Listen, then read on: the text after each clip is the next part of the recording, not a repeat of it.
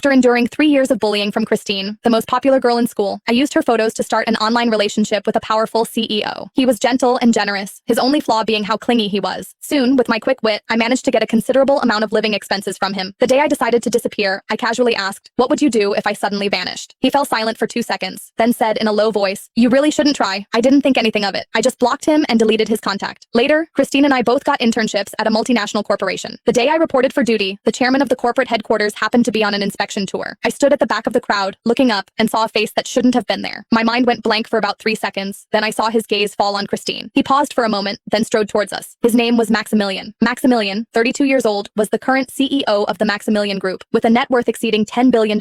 He was wearing a dark gray suit I'd picked out for him myself. His broad shoulders were straight, cuffs meticulously folded, steps steady and controlled. He was like an unsheathed blade. I lowered my face slightly, my heart pounding a bit too fast. Mr. Davies, our manager, whispered to us, "Mr. Maximilian rarely visits. Just act normal. He won't bother with interns." Before he could finish, Maximilian slowed his pace. A cufflink suddenly came loose from his sleeve, bounced twice on the floor, and rolled to Christine's feet. Maximilian stopped. More accurately, he stopped right in front of Christine. They stood face to face, one cold, one captivating, no more than an arm's length apart. His secretary, Mr. Stone, was already bending down to pick it up. Maximilian raised a hand to stop him. Christine's eyelashes fluttered. She understood, bent down, picked up the cufflink, and blushing, handed it over. "Mr. Maximilian, Maximilian wasn't in a hurry to take it. He lowered his eyes and took a small step closer to Christine. A fragrance that blended oud and citrus wafted over. I knew that scent. Last fall, I'd tried it bottle by bottle at a duty-free counter, eventually bought it, and sent it to him by mail. I pursed my lips, subtly averting my gaze. Maximilian stared at Christine's face for a long time. Something churned in his eyes. It was hard to tell, like rediscovery mixed with a hint of hurt. Christine held out the cufflink, waiting for a while, then couldn't help but softly call out,